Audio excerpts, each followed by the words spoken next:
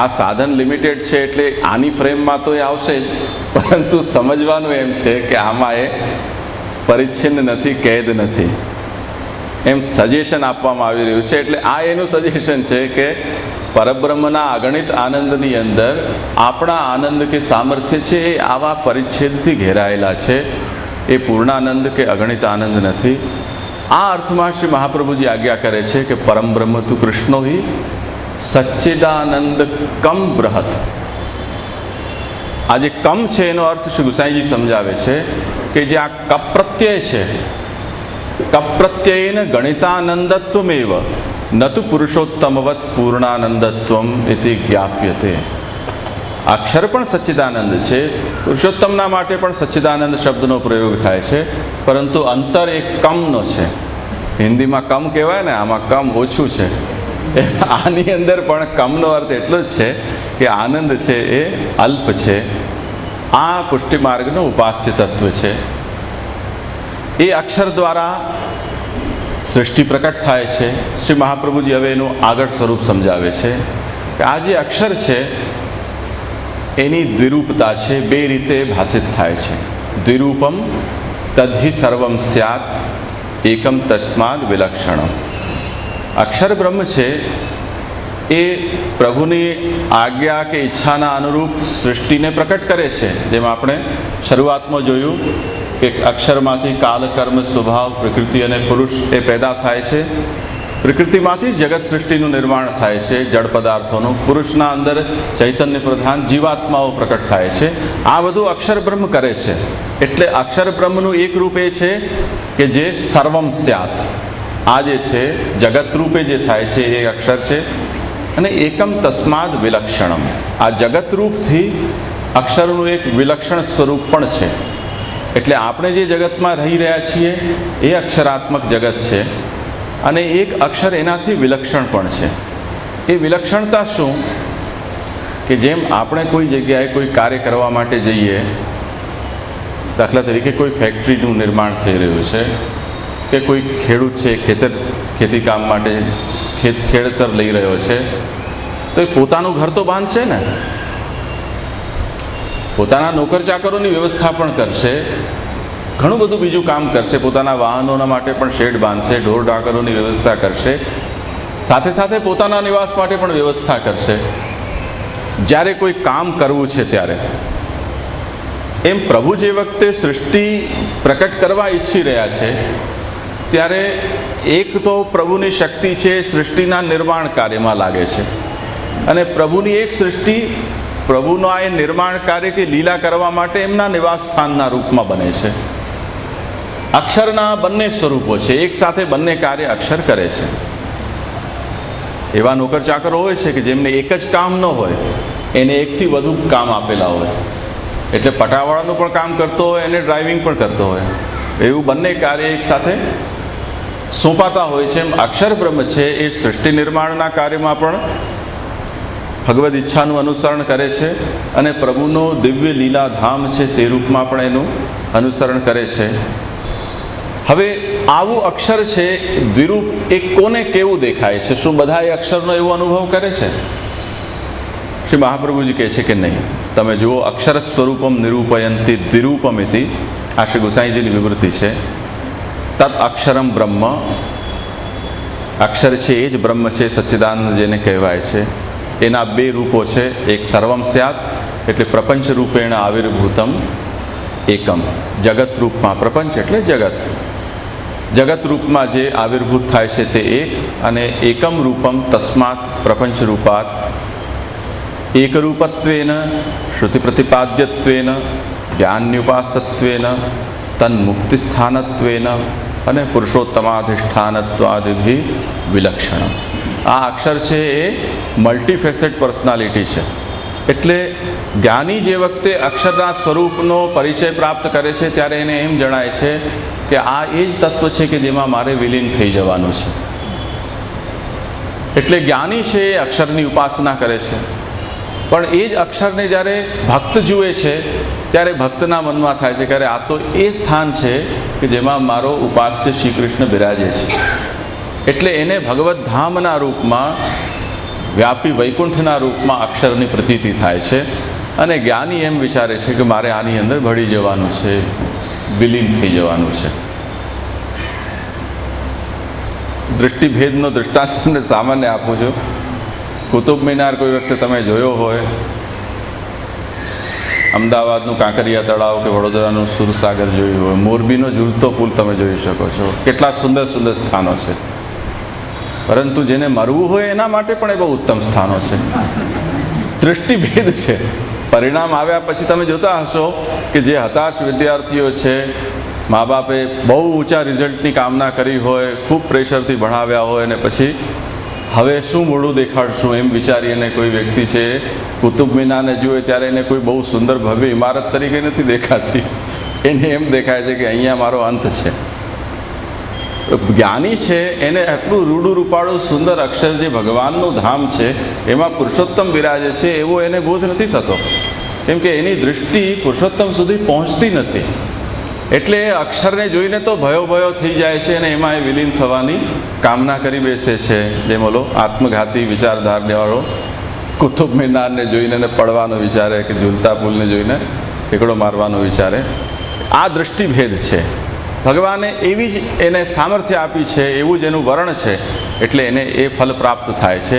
પણ આ અક્ષર જ એ તત્વમાં છે, એમાં તત્વમાં ભેદ અન્ય નથી, એ વાતને સમજવું જોઈએ.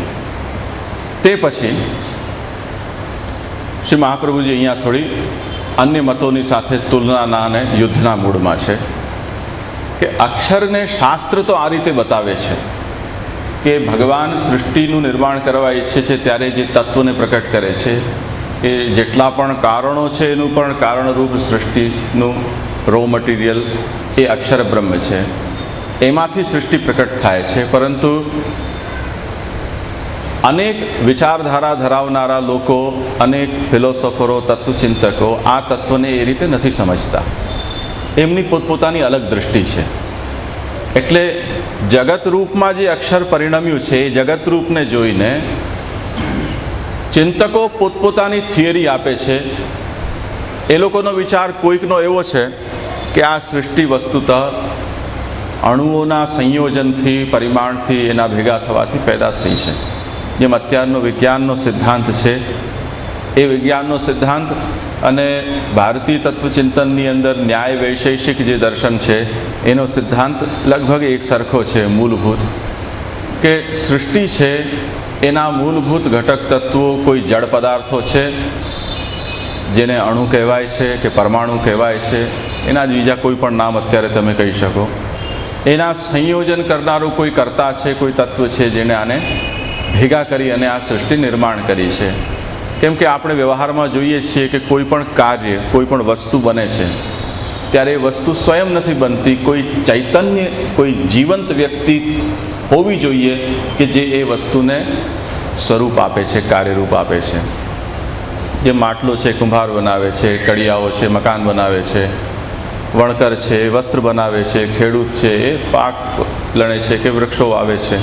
એમ દરેક જગ્યાએ કોઈ ચૈતન્ય કાર્યને અંજામ આપનારું હોય છે.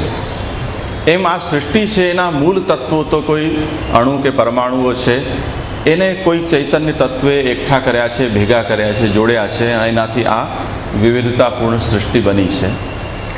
આ દૃષ્ટિ ન્યાય અને વૈશેષિક તત્વદર્શનની છે. એટલે એમનો સિદ્ધાંત અવયવથી અવયવીમાં રૂપાંતરનો છે. મૂળ તત્વો છૂટા છૂટા છે, અનેક છે, એનાથી કોઈક વસ્તુ બને છે. હવે જે બને છે એનું પહેલાં અસ્તિત્વમાં હતું નથી, એનું અસ્તિત્વ નહીં હતું, એટલે જે વસ્તુ બની છે એ નૂતન આરંભ છે. એને કારણે એમના મતને આરંભવાદ કહેવામાં આવે છે. બૌદ્ધો છે એ શાસ્ત્રને પ્રમાણ નથી માનતા, એમની પોતાની અલગ વિચારધારા છે. બૌદ્ધો એમ કહે છે કે વસ્તુતઃ કોઈ કારણ નથી અને કોઈ કાર્ય નથી, કોઈ પેદા કરતું નથી, કંઈ પેદા થતું નથી. આપણી દૃષ્ટિ માત્ર એવી છે કે કંઈક પેદા થયું. જો દૃષ્ટિને તમે બદલી દેશો તો તમને લાગશે કે વસ્તુતઃ કંઈ પેદા થયું નથી. એનો એ સંઘાતવાદ નામ આપે છે. બીજા પણ અનેક એમના અવાંતરવાદો છે. તમે એને એ રીતે સમજી શકો છો કે જેમ આપણા બગીચાની અંદર કે વાડાની અંદર આપણે એક ઝાડ રોપ્યું, છોડ વાવ્યો, આપણે તુલસીજીનો માની લો. થોડા દિવસ પછી આપણે ઈચ્છા થઈ 2-4 ફૂલના ઝાડ વાવ્યા. થોડા દિવસમાં પછી આપણે કંઈક શાકભાજી વાવી, કંઈક વેલ વાવી. જે દિવસે એક છોડ હતો ત્યારે આપણે આપણા વાડાને બગીચો નહોતા કહેતા, આપણે એને વાડો કહેતા હતા કે કમ્પાઉન્ડ કહેતા હતા, ખાલી જગ્યા છે એમ કહેતા હતા. તો 5-15 વૃક્ષો થયા, એનો સમૂહ એકઠો થયો. હવે આપણે એના માટે વાડો શબ્દ કે એક છોડ શબ્દનો પ્રયોગ નહીં કરીને બગીચા શબ્દનો પ્રયોગ કરીએ છીએ. તો શું બગીચો પેદા થયો? બગીચા જેવી કોઈ વસ્તુ છે ખરેખર? જો બગીચા જેવી કોઈ વસ્તુ હોય તો વૃક્ષોને કાઢી દો પછી બગીચા શબ્દને કોઈ પ્રયોગ કરી શકે? ન કરી શકે. તો શું વૃક્ષોથી અલગ કંઈ બગીચા જેવું છે? મિલિંદ પ્રશ્નમાં બૌદ્ધ એક સાધુ છે, એ જ્યારે સમ્રાટ સાથે જાય છે, સમ્રાટ એની પાસે આવે છે, ત્યારે એમના પ્રશ્નોત્તર એક રોચક છે. એમણે એમ કહ્યું કે રાજા આવો. કેવી રીતે આવ્યા? રથમાં આવ્યા. અચ્છા, રથ શું વસ્તુ છે? એમણે કહ્યું કે રાજા મૂંઝાઈ ગયો કે રથ શબ્દના માટે આવો પ્રશ્ન કામ થયો. તો એ જે બૌદ્ધ સાધુ હતા એમણે કહ્યું કે શું ઘોડા એ રથ છે? નહીં, ઘોડા તો રથ ન કહેવાય, ઘોડા તો ઘોડા છે. તો શું ઘોડાની લગામ રથ છે? એ પણ રથ નથી. તો શું નીચે જે ધુરી જેના ઉપર રથ ચાલે છે તમે કહો છો એ પૈડા છે, એ રથ છે? એ પણ રથ નથી. તમે જેના ઉપર બેઠા એ આસન રથ છે? એ પણ રથ નથી. તમારા છત્રના માથા ઉપર છાયણા માટે છત્ર રાખેલું તો શું એ રથ છે? એ પણ રથ નથી. ધજા ફરકી રહી છે, એ રથ છે? સારથી એ રથ છે? તો રથ તો કંઈ નથી. તો તમે કોના માટે રથ શબ્દનો પ્રયોગ કરો છો? મેં જેના માટે તમને કહ્યું એમાંનું કંઈ પણ જો રથ ન હોય તો રથ વસ્તુ શું છે? એટલે એણે કહ્યું કે ન કંઈ કારણ છે, ન કંઈ પેદા થાય છે, ન કોઈ પેદા કરે છે. વસ્તુતઃ આ આપણી એક જોવાની દૃષ્ટિ માત્ર છે, જેને આપણે કોઈક એક નામ આપી દઈએ છીએ. એટલે વૃક્ષને આપણે પ્રત્યેક જોઈએ તો એક એક વૃક્ષ છે, સમૂહ તરીકે જોઈએ તો વન છે. એમ પ્રત્યેક વસ્તુ છે એના અંદર આ રીતે આપણે જોઈ શકીએ છીએ. ને બુદ્ધના વિચારમાં સૌથી મોટી સમસ્યા છે મનુષ્યની આ કોના કારણે થયું અને શું થયું એની જે ભાંજગડ છે એ બધી પ્રોબ્લેમની જડ છે. એટલે કંઈ પેદા થતું નથી, કોઈ પેદા કરતું નથી. આ સિદ્ધાંત એમણે સંઘાતવાદની દૃષ્ટિથી પ્રસ્તુત કર્યો કે જેનાથી બધાના દુઃખો દૂર થઈ જાય. પરંતુ તોય થયા તો નહીં દુઃખ દૂર. આપણે દુઃખ તો અનુભવીએ છીએ. વિશ્વના જેટલા દેશોની અંદર બૌદ્ધ ધર્મનો પ્રચાર છે ત્યાં કોઈ દુઃખી ન રહી ગયું હોય એવી સ્થિતિ તો લાવી નથી શકાય. પણ જે હોય તે આવી પણ એક દૃષ્ટિ છે કે આ સૃષ્ટિ કેવી રીતે પ્રકટ થઈ એના સંબંધમાં. એમ ઘણા બધા વાદો છે. કોઈ શંકરાચાર્યજી કહે છે કે આ બધું ભ્રમ છે, ભ્રાંતિ છે, મનોજગત છે, માયાનું કાર્ય છે, અવિદ્યાથી પેદા થયેલું છે, એટલે બધી માયા માત્ર છે, વસ્તુ સત્ય નથી, જગત સત્ય નથી, જગત મિથ્યા છે. સાંખ્ય વગેરે સિદ્ધાંત કહે છે કે આ જગતનું મૂળ તત્વ પ્રકૃતિના સત્વ રજ તમો ગુણ છે, એટલે આ જગત છે પ્રાકૃત છે, સગુણ છે.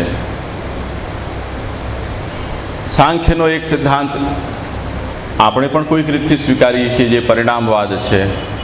પરિણામવાદના બે પ્રકારો છે, એક તો વિકૃત પરિણામ છે અને એક અવિકૃત પરિણામ છે. સાંખ્યનો સિદ્ધાંત વિકૃત પરિણામનો છે. શંકરાચાર્યજીનો સિદ્ધાંત છે વિવર્તવાદ છે, જે માયાવાદ કહેવાય છે. સંઘાતવાદ છે બૌદ્ધોનો સિદ્ધાંત છે. અને મીમાંસકો પણ એવા તત્વચિંતકો થયા જેમણે કહ્યું કે વસ્તુતઃ કોઈ કંઈ પેદા કરતું નથી, કંઈ પેદા થતું નથી. આ જેવું હતું તેવું પહેલાં હતું અને જેવું છે તેવું જ હંમેશા રહેશે. એટલે આની ચિંતા મૂકીને જે કરવાનું છે એ કરો. આવો એક પ્રેક્ટિકલ એપ્રોચ કર્મવાદી મીમાંસકોએ આપ્યો હતો. શ્રી મહાપ્રભુજી કહે છે કે આ કોઈ પણ અક્ષર બ્રહ્મ જે જગત રૂપે પ્રકટ થયું છે તેના સંબંધમાં આ જેટલા પણ વાદો છે એ વાદ કે સિદ્ધાંતો છે એ શાસ્ત્ર સંમત નથી. શાસ્ત્ર આપણને એ વાત સમજાવે છે કે અક્ષર બ્રહ્મ જ જગત રૂપમાં થયું છે. તદેવ એતત પ્રકારેણ ભવતી, તે અક્ષર બ્રહ્મ જ આ જગત રૂપે થાય છે.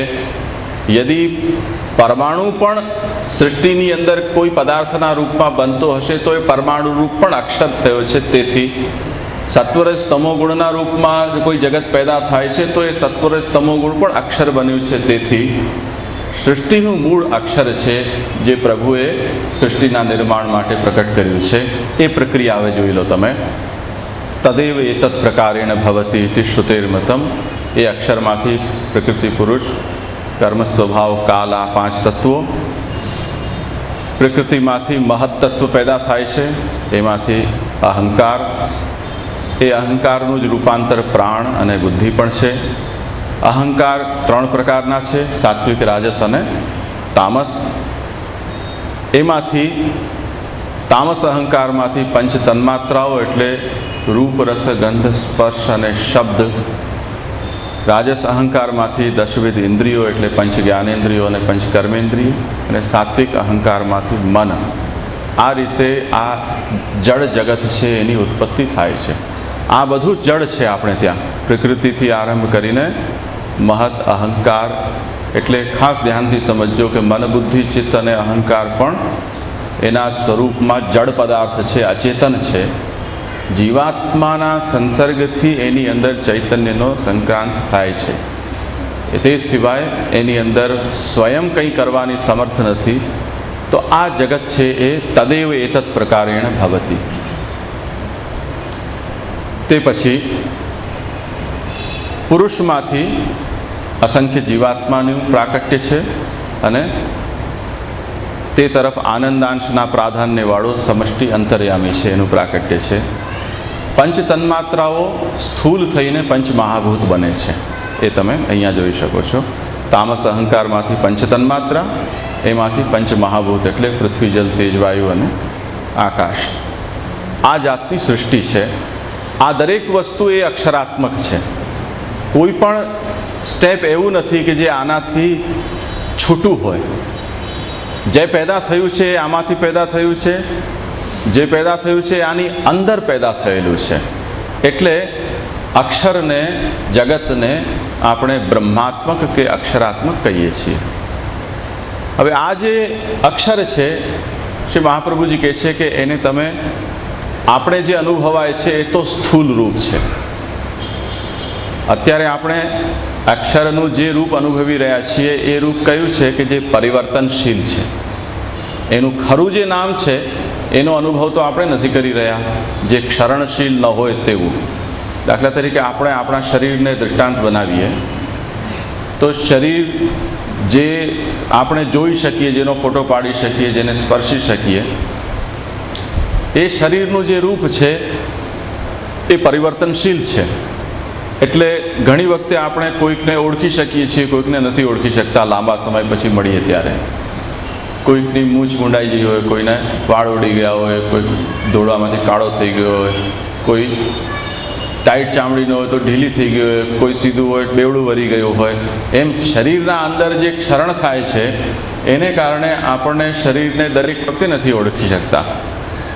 પરંતુ થોડી વાર આપણે એના સામે જોઈએ ધારીને કે કંઈક ઓળખીતા હોય એવું હવે લાગે છે, ક્યાંક જોયા હોય એવું યાદ આવે છે. એમ થોડી વાર સુધી જોઈએ, એના મોઢામાંથી કંઈક અવાજ નીકળે, કંઈક જૂના સંસ્કારો જાગૃત થાય.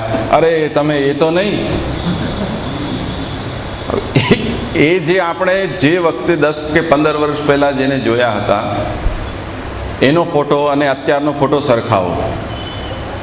આપણી સ્મૃતિ, આપણી આંખ જે જોઈ રહી છે તદ્દન ભિન્ન વસ્તુને જોઈ રહી છે.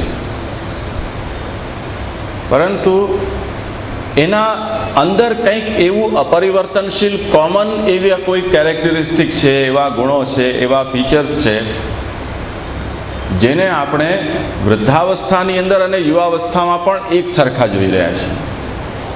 દાખલા તરીકે આંખ છે, એવું કહે છે મેડિકલ સાયન્સ કે શરીરના ઘણા બધા અંગો એવા છે કે જે માતાના ગર્ભમાં બને છે તે વખતે એનો આકાર બહુ નાનો હોય ને પછી મોટો થતો હોય છે.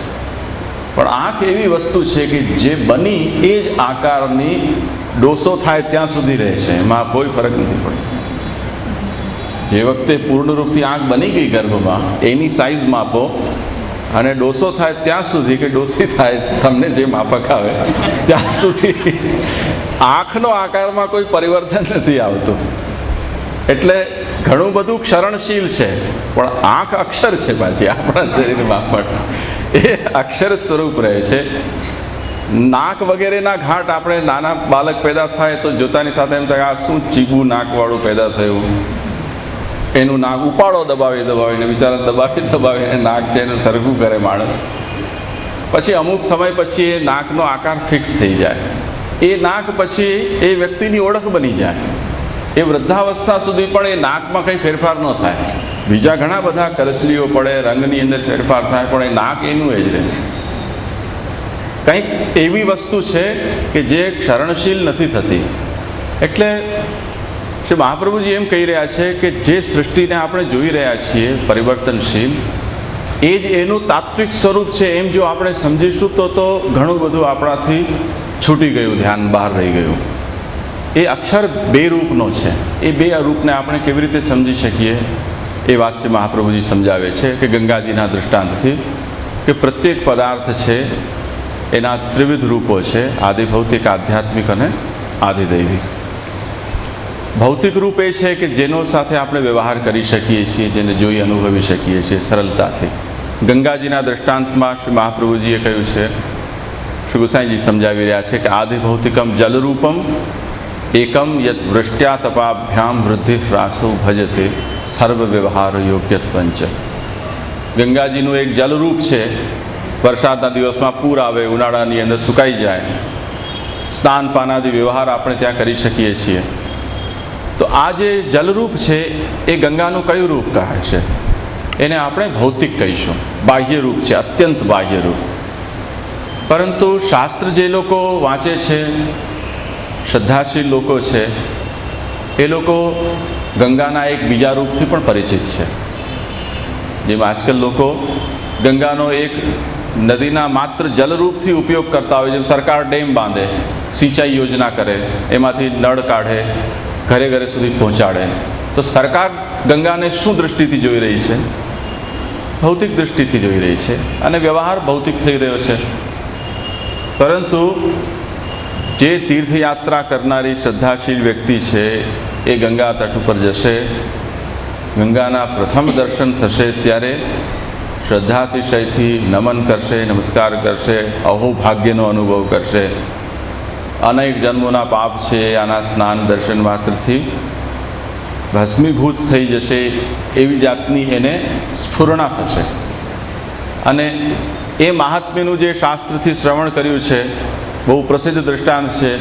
એ સગર રાજાના પુત્રો છે, એમના ઉદ્ધાર માટે ભગીરથ રાજાએ મહાન તપસ્યા કરી અને ગંગાજીને દેવલોકમાંથી ભૂતલ ઉપર એમનું અવતરણ કરાવ્યું.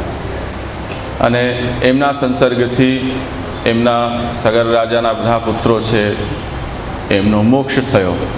ત્યારથી ગંગાનું મહાત્મ્ય મુક્તિદાયીની પ્રભુના ચરણના સંસર્ગથી એમના અંદર એ સામર્થ્ય આવ્યું, એટલે પવિત્ર નદી તરીકે ગંગાની પ્રસિદ્ધિ થઈ. તો આ જે ચરિત્ર ગંગાજીનું જાણે છે એ વ્યક્તિ જ્યારે ગંગાજીનું દર્શન કરશે, સાથે સાથે શ્રદ્ધા પણ એને છે, તો હવે એને માત્ર ઓલી સરકાર જે સિંચાઈ યોજનાવાળી જોઈ રહ્યા છે એને એ માત્ર એને જલરૂપતાનો અનુભવ નહીં થાય. જલરૂપતાની સાથે સાથે એની કોઈક તીર્થરૂપતા પણ એને અનુભવાશે. એ મહાત્મ્ય સંયુતા નૃણામ સેવતામ ભુક્તિ મુક્તિદા મર્યાદા માર્ગ વિધિના આ આધ્યાત્મિક ગંગાનું સ્વરૂપ છે. શાસ્ત્રે એ પુણ્યશાલી કે મુક્તિદાયીની ગંગા છે એના સાથે શ્રદ્ધાળુ વ્યક્તિએ કઈ રીતે વ્યવહાર કરવો એના માટે શાસ્ત્રે અલગ માર્ગદર્શન આપ્યું છે. જેમ જલ સાથે વ્યવહાર કેવી રીતે કરવો, તો કોઈ બહુ ભયાનક નદી હોય તો ચેતવણી ત્યાં આપેલી હોય કે ભાઈ અહીંયા જવામાં ખતરો છે, પાણી બહુ ઊંડું છે, અહીંયા જળચરો છે, મૃત્યુનો ભય છે, વગેરે વગેરે. તો જલવત વ્યવહાર હોય ત્યારે એના નિયમો અલગ હશે કે સુરક્ષાના સાધનો રાખીને તમે ત્યાં નાહવા માટે જાઓ, તરતા ન આવડતું હોય તો પાણીમાં પડો નહીં, પગથિયા ઉપર બેસીને છબછબિયા કરો, કે સાંકળ પર પકડીને તમે નાહો વગેરે વગેરે. આ તો ભૌતિક જલ સાથે વ્યવહારના વિધિ નિષેધો છે. આને કોઈ ધાર્મિકતા સાથે લેવા દેવા નથી. ધાર્મિકતાથી કોઈ વ્યવહાર કરવો છે ગંગા સાથે તો શાસ્ત્ર ત્યાં કોઈક નિયમ બતાવે છે કે જ્યારે પણ તીર્થ પાસે જાઓ તો તીર્થનું સ્નાન છે એ એક વખત ઘરે શુદ્ધ જલથી સ્નાન કરીને પછી તીર્થમાં સ્નાન કરવું. પણ જલમાં સ્નાન કરવું હોય માત્ર તો સાબુ ઘસી ઘસીને પહેલું જ સ્નાન પણ ગંગાજીની અંદર ગંગા કિનારે વસતા લોકો કરે છે કે નહીં? યમુનાજીમાં પણ લોકો કરે જ છે. તો એ તો તીર્થ સ્વરૂપની દૃષ્ટિથી સ્નાન ન થયું, શરીરને ચોખ્ખું કરવા માટે થયું સ્નાન. તીર્થની અંદર કરવાના અનિવાર્ય કર્તવ્યો શાસ્ત્ર બતાવે છે કે ત્યાં જતાની સાથે તર્પણ વગેરે કરવું ખાસ. આ બધા વ્યવહારો તીર્થમાં શાસ્ત્ર બતાવી રહ્યું છે. આને ભૌતિક જલ સાથે કોઈ લેવા દેવા નથી. ભૌતિક સ્વરૂપ તો એનું જલરૂપ છે. જો એટલું જાણી રહ્યા છો તો સામાન્ય મલ સ્નાન કે શરીરને શીતલ કરવા માટેના સ્નાનમાં કોઈ વોટર પાર્કમાં ગયા હોય એમ ગંગા સ્નાન પણ થઈ જ શકે છે. પણ તીર્થ સ્નાન કરવા માટે શાસ્ત્ર અલગ વિધિ બતાવે છે. ગંગાનું એના અંદર કંઈક બીજું રૂપ પણ બિરાજે છે. એ રૂપ મહાપ્રભુજી કહે છે કે ગંગાનું આધ્યાત્મિક રૂપ છે. અને આ આધ્યાત્મિક જે આદિભૌતિક રૂપની અંદર વસેલું છે રૂપ, એની અંદર જેમ ભગીરથ રાજા છે એમને ગંગા દેવી સ્વરૂપે પણ પ્રકટ થઈને એને દર્શન આપ્યા હતા. ભીષ્મ જેમના માતા હતા ગંગાજી, એમને એમનો સાક્ષાત્કાર હતો. તો જે ભગવાન ગંગા છે એનો અનન્ય ભક્ત છે, એને ગંગા માત્ર જલરૂપે કે માત્ર તીર્થ રૂપે નથી દેખાતી, ત્યાં ગંગા એને મૂર્તિ સ્વરૂપમાં દેખાય છે. એની સાથે બોલે છે, એને ખોળામાં લે છે, એની ઈચ્છિત આકાંક્ષાઓ પૂર્ણ કરે છે, એને પોતાના લોકનું દર્શન પણ કરાવે છે. એમ અનેક ફલ પણ એ આપે છે દેવી રૂપા ગંગા. તો પ્રથમ દૃષ્ટિથી આપણે જે નદી જોઈ રહ્યા છીએ એ નદી H2O છે. એ H2O માત્ર છે, પરંતુ શાસ્ત્રથી આપણને એ સમજ મળે છે, એ દૃષ્ટિ મળે છે કે આ H2Oની અંદર પાછું કંઈક તીર્થ પણ છે. એટલે શાસ્ત્ર એમ કહે છે કે ગંગામાંથી જલ કાઢીને જે જલ તમે લાવશો એ ગંગાજલનું નામ તો લઈ લેશે, પરંતુ એ ગંગાજલનું સ્નાન જો તમે ઘરે જઈને કરી રહ્યા છો તો શાસ્ત્ર જે તીર્થ સ્નાનનું ફલ કહે છે એ ફલ તમને નહીં મળે. કેમ કે તીર્થ તો તે કોઈ સ્થાનના મહાત્મ્યથી ત્યાં પ્રકટ થઈ રહ્યું તત્વ છે, શક્તિ છે. એટલે શ્રી ગુસાઈજી કહી રહ્યા છે કે દ્વિતીયા આધ્યાત્મિકી તીર્થરૂપા યા ઉદ્ધત જલા વિશેષેપી મર્યાદા માર્ગ સંબંધીયો વિધિ તેન તત્રૈવ સ્નાન પૂજાદિભિ ફલદા. તીર્થમાંથી ઉદ્ધૃત કર્યું છે જલ, કળશીઓ તમે ભરી લેવા અને ઘરે કોઈ અશક્ત વ્યક્તિ છે એને નવડાવવાનું એમ વિચાર્યું કે ગંગા સ્નાન અહીંયા ન કરી શકે તો ત્યાં કરી લે. તીર્થ સ્નાન નહીં થાય. પાણીથી નાહી લીધા તમે, એ જલ ગંગામાંથી કાઢ્યું એટલે તમે એમ સમજી રહ્યા છો કે ગંગા જલ છે, પણ ગંગા જલ જરૂર છે, પણ તીર્થરૂપ ગંગા તો એ નથી. એ તો તે સ્થાને છે.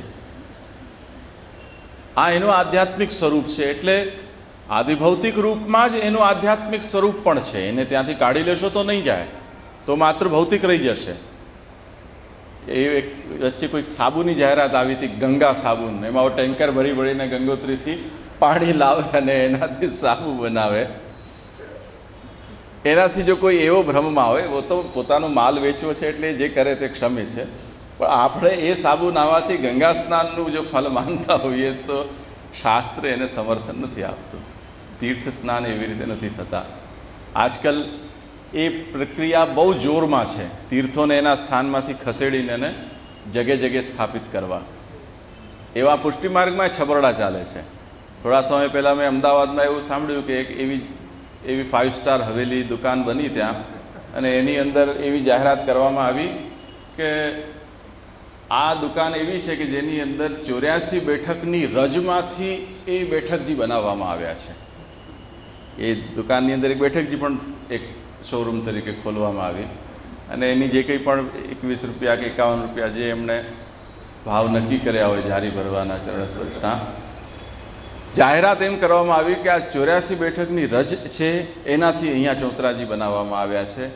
એટલે બિચારા ભોલા વૃદ્ધ હોય, અશક્ત હોય, જે 84 બેઠકની રાખ છાની ન શકતા હોય, એ લોકો એ શ્રદ્ધાથી ત્યાં જારી ભરી આવે કે ભાઈ 84 બેઠકની જારી ભરાઈ ગઈ. કોઈ ઘણું રખડપટ્ટી કર્યા આવે, કોઈ છૂટી ગયું હોય સ્થાન, તો એ પણ કહે આ એક આપણો રેકોર્ડ કાયમ કરવામાં એક ખૂટી રહ્યું છે, તો ચાલો અહીંયા કરી દઈશું તો એ આપણું લેખાઈ જશે. પણ શું એ રીતે તીર્થરૂપતા એ ગ્રહણ કરી શકશે? મહાપ્રભુજીનો જે સંસર્ગ જે સ્થાનમાં થયો છે અને એને કારણે એ સ્થાન જે તીર્થરૂપ બન્યું હોય, એ તીર્થોને જો ચલિત કરી શકાતા હોય તો શક્ય બને છે. પણ ગોસાઈજી આજ્ઞા કરે છે કે ગંગામાંથી કાઢેલું જલ ગંગાનું જલ જરૂર કહેવાશે, પરંતુ તીર્થ સ્નાનનું ફલ કે તીર્થપાનનું ફલ એનાથી મળશે નહીં. શાસ્ત્ર એ ગેરંટી નથી આપતું, એ તમારો ભ્રમ છે. એમ આ બધા સ્થાનો એવા છે. એટલે એ તીર્થરૂપતા કોઈક સ્થાનથી ઘેરાયેલી છે.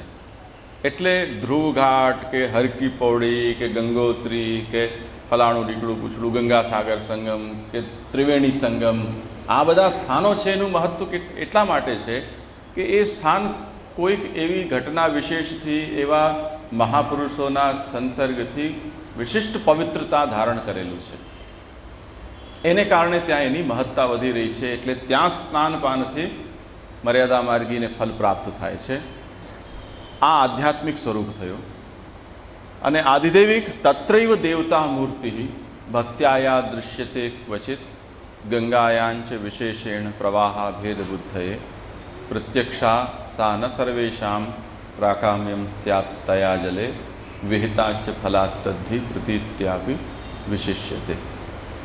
આ જ જલરૂપા ગંગા, જેના અનેક સ્થાનો ઉપર તીર્થો વસેલા છે, જેનો પ્રવાહ છે એ તીર્થરૂપ છે, એ જ ગંગાના અંદર દેવી રૂપી આદિદેવિકી ગંગા પણ અનેક ભક્તોને પ્રત્યક્ષ થાય છે. આપણે ભગીરથ રાજા કે ભીષ્મ પિતામહ છે, એમના દૃષ્ટાંતમાં એ વસ્તુ જોયું કે એમને એ ગંગાજી ત્યાં પ્રત્યક્ષ હતા અને એ ગંગાજી ત્યાં એમને દેખાઈ રહ્યા છે. આપણને જે ગંગાજી માત્ર જલરૂપે અથવા માત્ર તીર્થરૂપમાં દેખાઈ રહી છે, એ ગંગા ભગીરથ રાજાને દેવી દેખાઈ રહી છે. એટલે એ જલનો જ્યારે સ્પર્શ કરે છે ત્યારે જેમ શ્રી મહાપ્રભુજી યમુનાષ્ટકમાં તરંગભુજ કંકણ પ્રકટ મુક્તિકા વાલુકા નિતંબટ સુંદરીમ નમત કૃષ્ણ તુર્ય પ્રિયામ, આપણને યમુનાજી જલરૂપ દેખાય છે. મહાપ્રભુજીને ત્યાં સાક્ષાત ચતુર્થ પ્રિયાના રૂપમાં દર્શન થઈ રહ્યા છે, સાક્ષાત બિરાજી રહ્યા છે.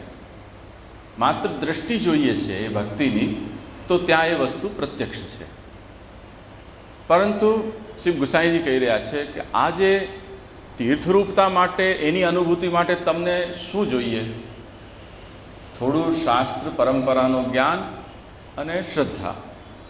જો આટલી વસ્તુ હોય તો તમે તીર્થનો સાક્ષાત્કાર કરી શકો છો, તીર્થના ફલને પણ મેળવી શકો છો. એમાં એક શરત ઓર વધારે એડ થશે, મર્યાદા માર્ગીય વિધિ. જે વિધિ કઈ છે પૂજન સ્નાનપાન આદિની, અને એના માટેના જે વ્રતોપવાસ કે તપ કે સંયમ, બ્રહ્મચર્ય, અયાચિત રહેવું વગેરે, આ જે નિયમો કયા છે એને જો તમે પાડી રહ્યા છો તો એ તીર્થ તમને ફલ આપે છે.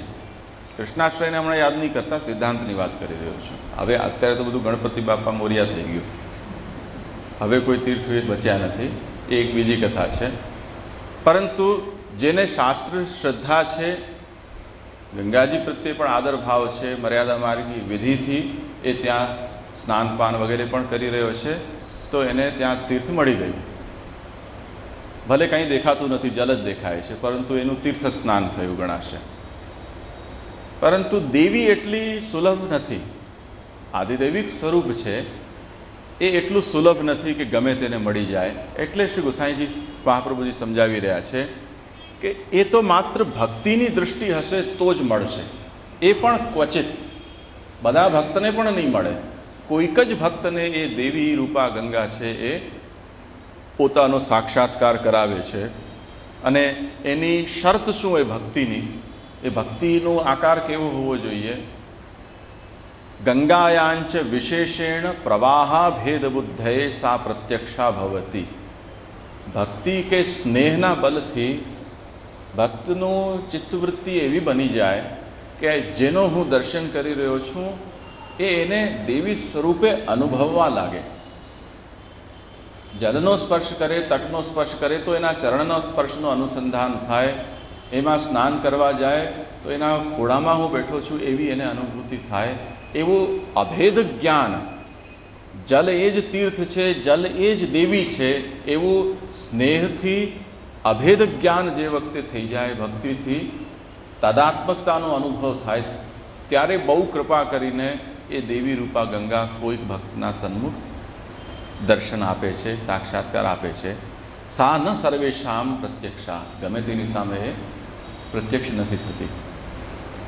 જે ભક્ત છે એ જ્યારે જલને જુએ છે ત્યારે એની ગણતરી એવી નહીં થાય કે શું સરસ શીતલ જલ છે, કૂદકો મારી ગરમી દૂર થઈ જાય.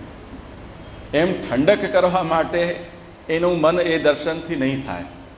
ન તો એ ભક્ત છે એ ગંગાનું દર્શન કરશો તો એમ થશે કે આ જોજો સગર રાજાના પુત્રોને મોક્ષ આપ્યો તો એ જ ગંગા છે, આપણા બધા પાપ ધોવાઈ જશે.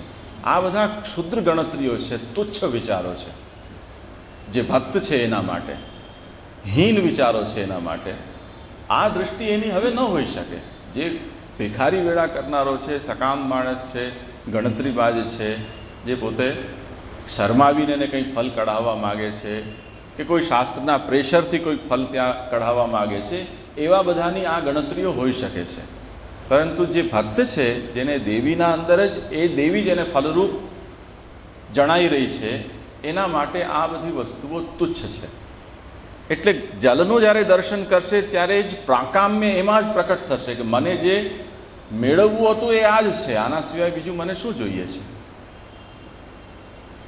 એટલે ગંગા કિનારે કંઈ નહીં હોય તો પણ ત્યાં વસી ગયો તો એને તો ફલ મળી ગયું.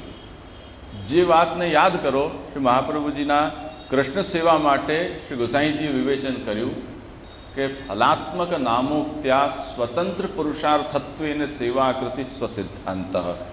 પુષ્ટિમાર્ગી ભક્ત જે વખતે કૃષ્ણને દર્શન કરશે ત્યારે એને એવી બુદ્ધિ નહીં થાય કે આ એ કૃષ્ણ છે કે જેમણે પાંડવોના કષ્ટ હર્યા હતા, દ્રૌપદીના શિર પૂર્યા હતા, નરસિંહ મહેતાનું મામેરું કર્યું હતું, ફલાણું હોય તો ઢીકડું પૂછડું, એ બધા સકામતાના વિચારો કે એ સ્વરૂપો એના માટે તુચ્છ છે.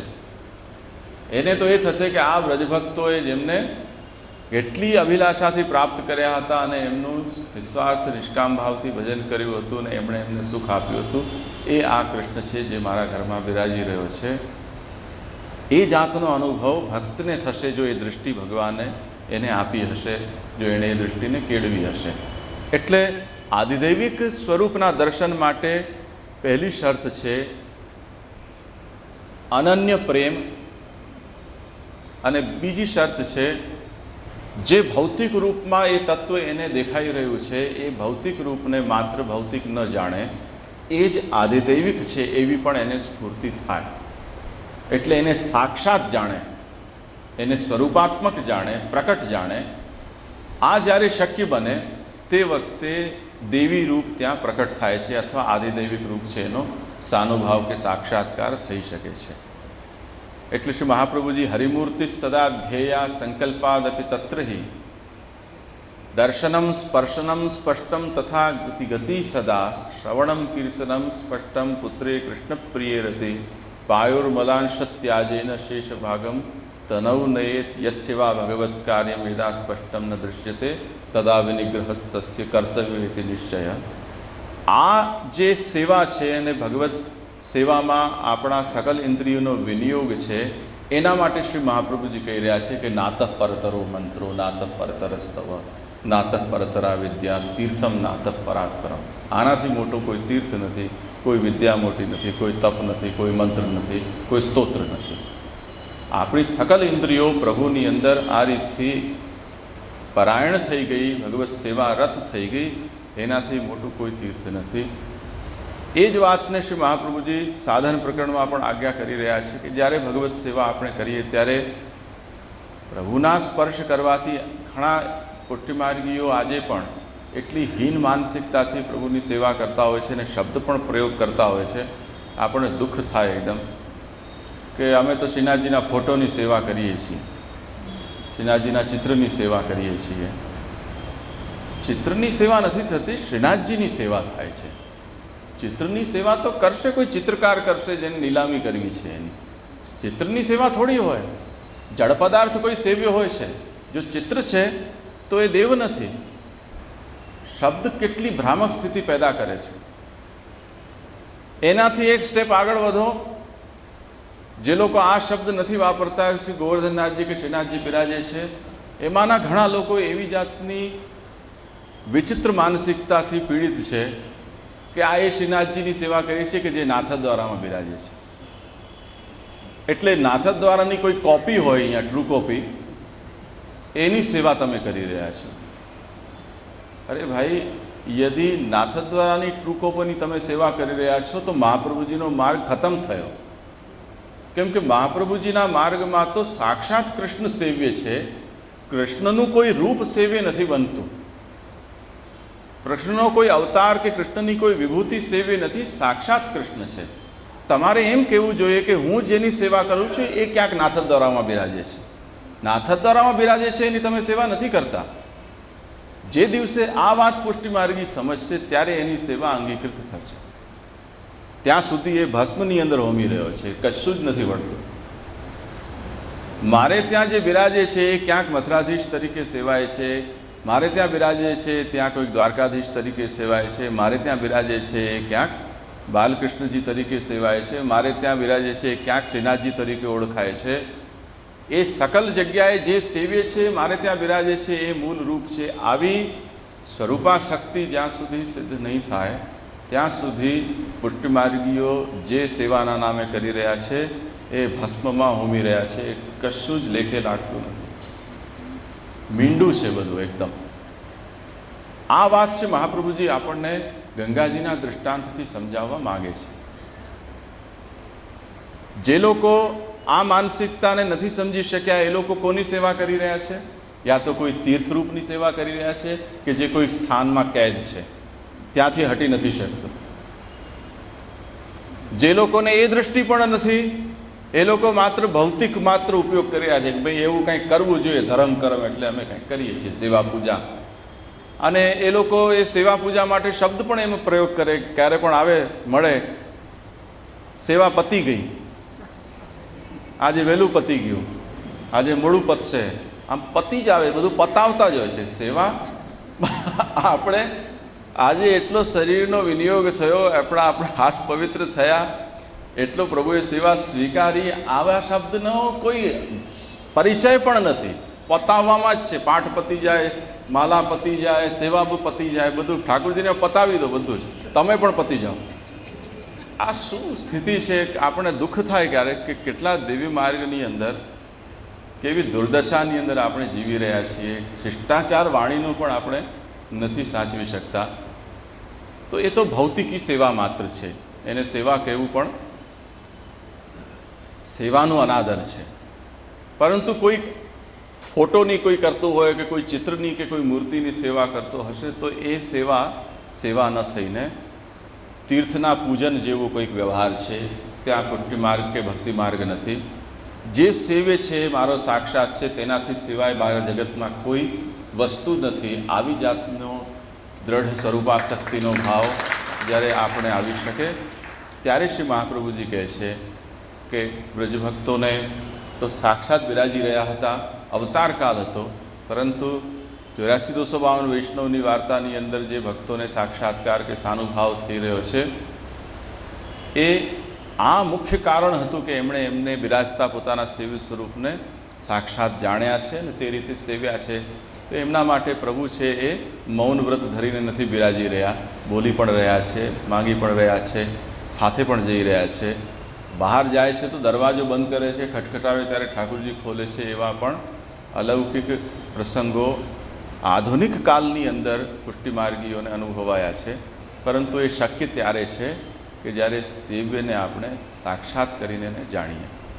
તો ગંગાજીનું દૃષ્ટાંત કોઈ ગંગાના મહાત્મ્ય ગાળવા માટે નથી.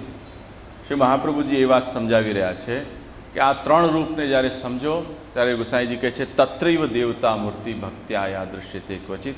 ત્યાં જ છે. તમે આ જુઓ, આ ભૌતિકી ગંગા છે.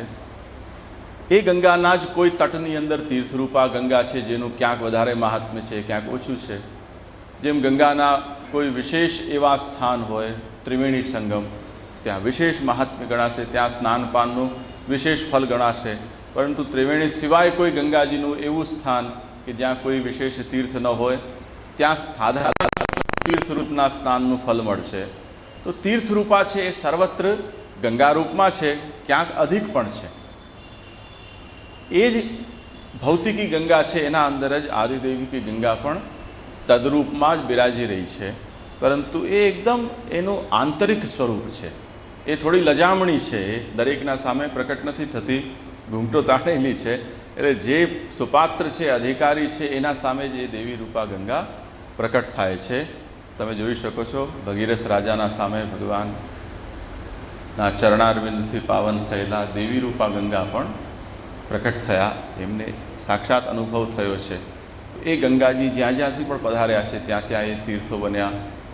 તીર્થો જ્યારે ભગીરથ રાજાની પ્રશંસા તપથી પ્રસન્ન થયા અને એમને કહ્યું કે તારી ઈચ્છાને હું પૂર્ણ કરીશ, ત્યારે ગંગાજી કહ્યું કે એમાં એક બે પ્રોબ્લેમ છે. મને પ્રોબ્લેમ એ છે કે જે દિવસે મારા સંસર્ગથી સગરના પુત્રોનો ઉદ્ધાર થશે તે દિવસે મારી એવી પબ્લિસિટી થઈ જશે કે આખા દુનિયાના નામાંકિત પાપીઓ ભેગા થઈને સ્નાન કરવા મારે ત્યાં આવશે, સંઘ કાઢી કાઢીને.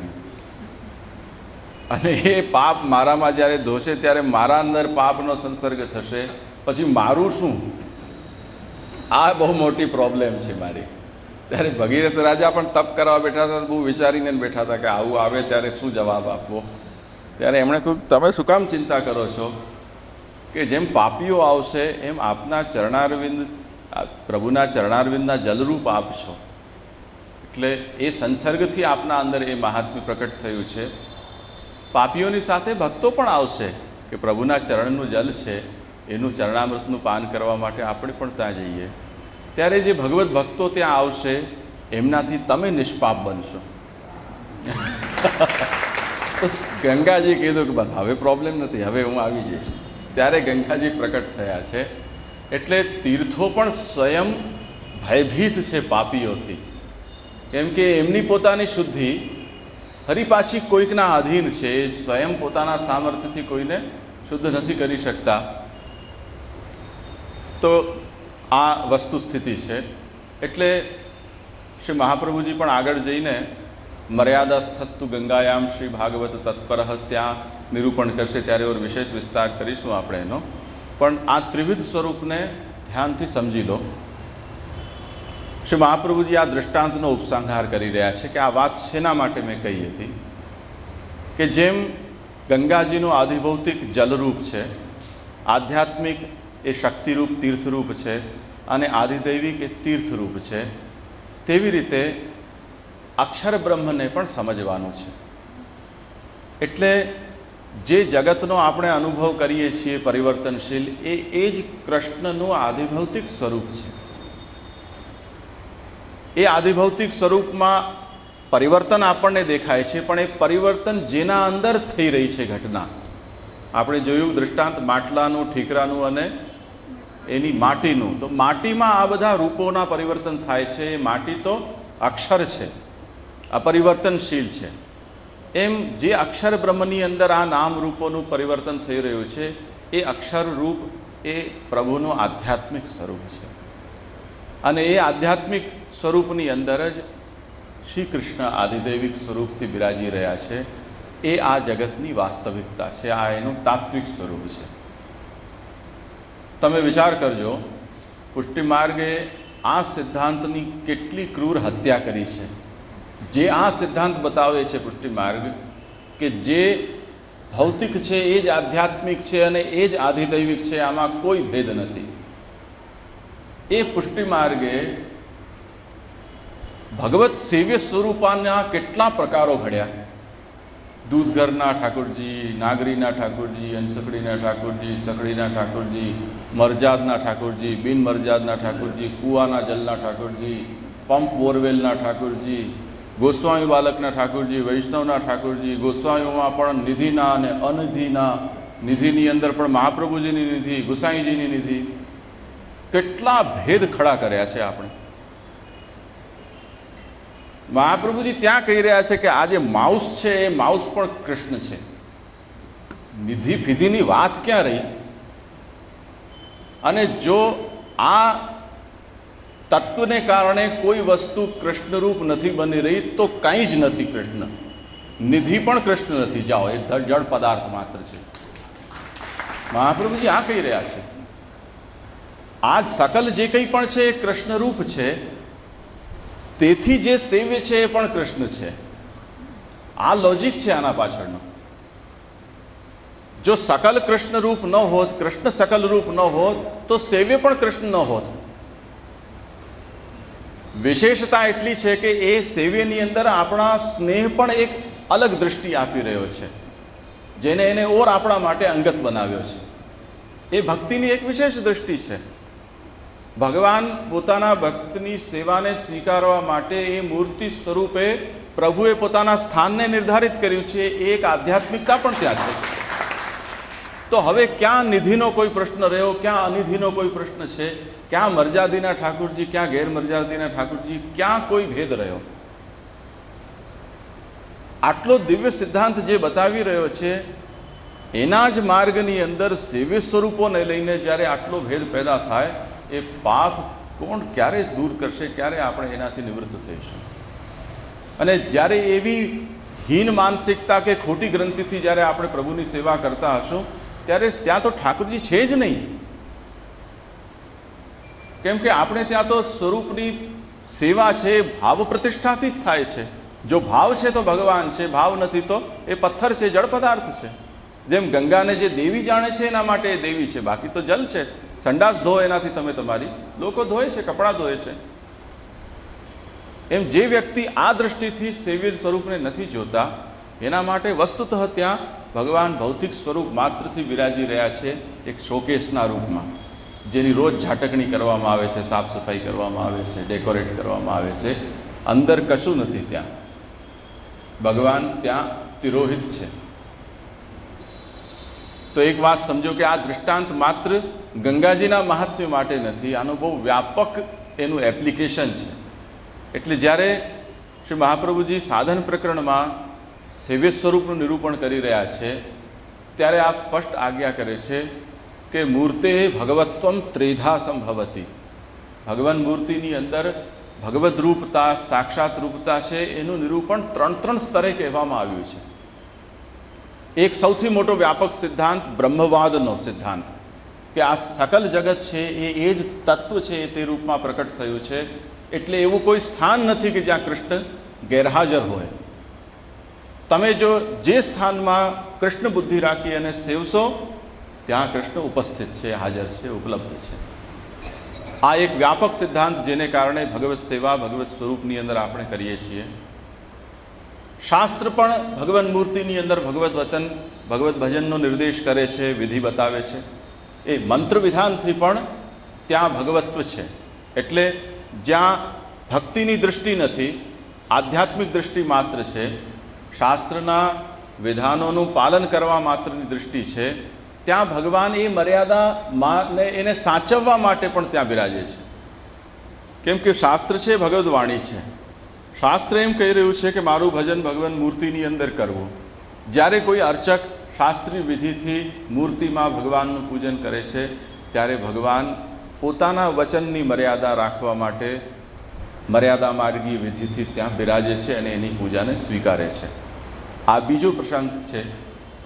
અને એક ભક્તિનો ભાવ કે ભગવાન ભગવત બુદ્ધિ જે જગ્યાએ ભક્તની થઈ ગઈ એના માટે સાક્ષાત છે. જેમ પ્રહલાદજી માટે ભગવાન સ્તંભ ફાડીને બહાર પ્રકટ થયા, એમાં કયો સિદ્ધાંત હતો? કોણે પ્રાણ પ્રતિષ્ઠા કરી હતી એ સ્તંભમાં?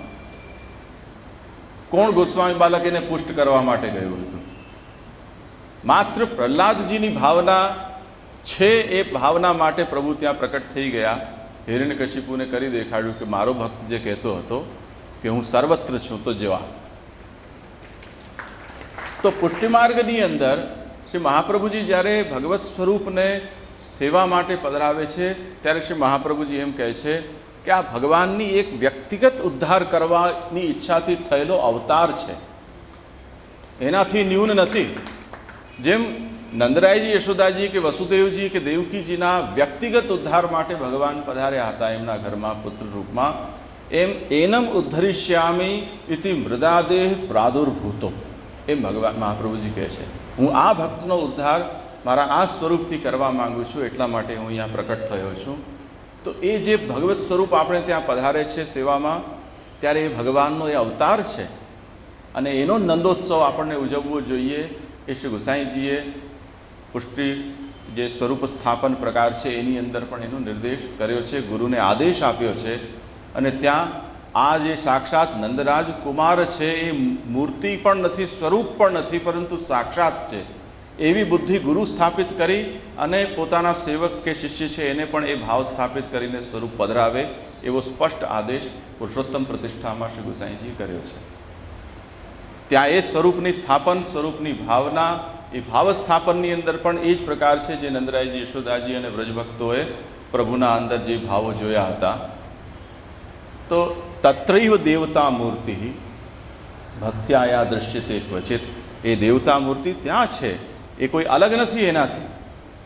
એટલે શ્રી ગુસાઈજીએ બહુ સુંદર કહ્યું છે, એતેન પ્રપંચ મધ્યેવ ભગવદાકાર ભગવદ ભક્તયો દર્શને ભગવતી સ્નેહાતિશયેન તત્ર ભગવદ અભેદ બુદ્ધે તત્ર ભગવત પ્રાકટ્યમ ભવતી. ત્યાં જ ભગવત પ્રાકટ્ય છે, તે જ સાક્ષાત થઈ રહ્યો છે. એના માટે કોઈ અલગથી કોઈ ઢેંટણ કરીને જેમ આવે એમ કોઈ આવશે નહીં. પિક્ચરોમાં ને એમાં આવતું હોય છે ને એવી રીતે કોઈ આકાશમાંથી કોઈ પ્રકાશપુંજ પેદા થાય ને પછી અલોપ થઈ જાય, એવું કશું નથી. કેમ કે જે સર્વવ્યાપક છે એને ક્યાંય આવવું જવું નથી પડતું. જ્યાં છે ત્યાં બસ આપણી દૃષ્ટિ એને એના તત્વને જોવા માટેની કરી આપે, બસ એટલું જ કાર્ય કરવાનું છે, કોઈએ કંઈ આવવા જવાનું નથી. એટલે પુષ્ટિ માર્ગની વાત ભૂલી જાઓ. મર્યાદા માર્ગની અંદર પણ જ્યાં દેવમૂર્તિની પ્રાણ પ્રતિષ્ઠા થાય છે, તે પ્રતિષ્ઠાના મંત્ર સ્વયં એમ કહે છે કે અહીંયા કોઈ દેવમૂર્તિની અંદર કોઈ દૈવી તત્વનું બહારથી સ્થાપન નથી કરવાનું. કેમ કે બહારથી સ્થાપન કરવાનું હોય તો એ તત્વ તો વ્યાપક ન રહી ગયું, પરિચ્છિન્ન થઈ ગયું. ક્યાંથી કોઈને લાવવાનું નથી. પ્રાણ પ્રતિષ્ઠાની વિધિ માત્ર એ વ્યક્તિના વિશ્વાસને દ્રઢ કરવા માટેનું એક નાટક છે. અર્ચકને શ્રદ્ધા બેસે શાસ્ત્ર વિધિથી, એટલા માત્ર ઉદ્દેશ્યથી પ્રાણ પ્રતિષ્ઠાની વિધિ છે. બાકી જે વ્યાપક વિષ્ણુ સર્વત્ર સ્થિત છે એ પોતાની જે વિભૂતિને પ્રકટ જ્યાં કરવા ઈચ્છે ત્યાં કરી શકે છે. એમાં કોઈને ક્યાંય બહારથી લાવવાનું નથી કે ત્યાંથી કોઈને તગેડવાની વાત નથી. તો મર્યાદા માર્ગ સ્વયં જ્યારે આ વાત કહી રહ્યો છે, ત્યારે મહાપ્રભુજીનો શુદ્ધાદ્વૈત બ્રહ્મવાદ જે ભક્તિભાવની વાત કરતો હોય એની તો વાત જ અલગ થઈ ગઈ. ત્યાં તો ભક્તનો ભાવ અને ભગવાનનો પોતાનો સંકલ્પ છે, કોઈ ત્રીજી વ્યક્તિ છે જ નહીં. તો જ્યાં એ સંકલ્પ થઈ ગયો ત્યાં ભગવાન સિદ્ધ છે, પ્રકટ બિરાજી રહ્યા છે. આ વાતને ખાસ સમજાવવા માટે શ્રી મહાપ્રભુજીએ આ લાંબુ દૃષ્ટાંત આપ્યું છે કે જ્યારે તમે આ તત્વ સિદ્ધાંતને જોશો, આ આધિદૈવિક, આધિભૌતિક અને આધ્યાત્મિક આ ત્રણ રૂપો અલગ નથી, એક જ તત્વ છે, એ પોતાની ઈચ્છાથી આ રીતે પ્રકટ થઈ રહ્યું છે. ત્યારે તમે જ્યારે આ જગતની અંદર કૃષ્ણની સેવા કરશો ત્યારે તમને એમ નહીં લાગે કે હું જેની સેવા કરી રહ્યો છું એ કોઈ ક્ષરરૂપ છે. એ ક્ષર નથી, એ આધિદૈવિક રૂપ જ છે. એના સંકલ્પથી ત્યાં પ્રકટ થયેલો બિરાજેલો છે. એને કોઈ સાતમા આસમાનમાં શોધવાની આવશ્યકતા નથી. એ સર્વત્ર હોવાને કારણે તમારા ભાવને ત્યાં સ્વીકારી રહ્યો છે. જેમ રેડિયોના વેવ્સ છે એ સર્વત્ર વ્યાપક છે, જ્યાં ઓપરેટ તમે કરી શકો, રેડિયો ઓન કરો ત્યાં તમને એ ધ્વનિના જે મોજાઓ છે એ તમને અવાજ આપી રહ્યા છે. એને ક્યાંય આવવા જવાની જરૂર નથી. જે સર્વત્ર વ્યાપક છે એ ત્યાં પ્રકટ થઈ રહ્યું છે. જો સર્વત્ર ન હોય તો રેડિયો ન વગાડી શકો, તમે ટેપ વગાડી શકો, રેડિયો ત્યારે વાગી શકે કે જો એ ધ્વનિ તરંગો સર્વત્ર વ્યાપક હોય. એમ ભગવાન મૂર્તિ છે એમાં ભગવાનનું સેવન ત્યારે શક્ય છે જો ભગવાન સર્વત્ર છે. અને જો ભગવાન સર્વત્ર છે તો સેવ્ય સ્વરૂપની અંદર તારતમ્ય કે ભેદનો ક્યાં અવકાશ રહ્યો. અને એનું જ્વલંત દૃષ્ટાંત ગિરધરજીએ જ્યારે 7 સ્વરૂપોને એક સાથે ભોગ ધરવાનો સંકલ્પ કર્યો એ પુષ્ટિ માર્ગનો બહુ જ્વલંત દૃષ્ટાંત છે. દરેકના માટે લપડાક છે જે હીન ભાવના કે ભેદભાવ સ્વરૂપમાં પ્રકટ કરતું હોય. કે જ્યારે શ્રી ગુસાઈજીને ગિરધરજી વારંવાર કહેતા કે પહેલાં અમે સંયુક્ત પરિવારમાં હતા, ઠાકુરજી સાથે બિરાજતા હતા, એવું હવે વિભક્ત થયા પછી સુખ નથી મળતું, તો એક વખત બધા સ્વરૂપને ભેગા પધરાવી અને ભોગ અરોગાવીએ. ત્યારે ગુસાઈજીની આજ્ઞા માંગતા ગુસાઈજીએ કહ્યું કે ક્લેશ થશે, ક્લેશ થશે એમ કહ્યું. ફરીથી વિનંતી કરી, ફરીથી શ્રી ગુસાઈજીએ જ આજ્ઞા કરી કે આમાં લૌકિક વધશે. પરંતુ ગિરધરજીનો અતિ આગ્રહ હતો એટલે અમને શ્રી ગુસાઈજીએ આજ્ઞા આપી કે ઠીક છે તો કરો. તે દિવસે જ્યારે ભોગ ધરવાનો પ્રસંગ આવ્યો, બધા ઠાકુરજી બિરાજ્યા એક સાથે, ત્યારે એ ગામમાં જતીપુરામાં શ્રી ગુસાઈજીના બેટીજી બિરાજતા હતા, જે પોતાના ઘરમાં ઠાકુરજીની સેવા સ્વતંત્ર રીતે કરતા હતા. પણ એ 7 સ્વરૂપોમાં એ સ્વરૂપ નહીં હતા. પરિવારમાં દીકરી પરણી ગયા પછી એનો પરિવાર એનો થઈ જાય છે, એ આ પરિવારની સદસ્ય એ અર્થમાં નથી રહી જતી. એટલે એમના સેવ્ય સ્વરૂપ ત્યાં ઇન્વાઇટેડ નહોતા. એમના મનમાં એમ થયું કે બચપનમાં મેં આ દર્શન કર્યા છે, બધાની સાથે સેવા કરી છે, તો હું ભોગ ધરવાનો પ્રસંગ છે જલ્દી જાઉં. તો પોતાના ઠાકોરજીની સેવા છોડીને દોડતા આવી રહ્યા હતા. વચ્ચે શ્રી ગુસાઈજી મળી ગયા. ભોગ ધરવા જઈ રહ્યો છું. તે વખતે શ્રી ગુસાઈજીએ પરણેલી દીકરીને ગાળ આપી છે. જે આપી હશે આપણે તો ન બોલી શકીએ, ગુસાઈજીનો અધિકાર છે. પરંતુ વાર્તા કહે છે કે ગુસાઈજીએ ગાળ આપીને કહ્યું છે કે પાછી જા, તારા ઘરમાં કોણ છે? આ ભેદ કોણ પેદા કરે છે? આવા પોતાના ઘરના દરવાજા ખોલીને પોતાના ઠાકુરજીને કાઉન્ટર ઉપર બેસાડીને સજાવી દજાવીને ગામની સામે જે એનું પ્રદર્શન કરે છે, એમના ભવાઈ કરે છે, એમનો ધંધો કરે છે, એ એટલું મોટું આડંબર, એટલું બધું આકર્ષણ, વૈભવ એક્સપોઝ કરી રહ્યા છે કે સામાન્ય વ્યક્તિ પોતાના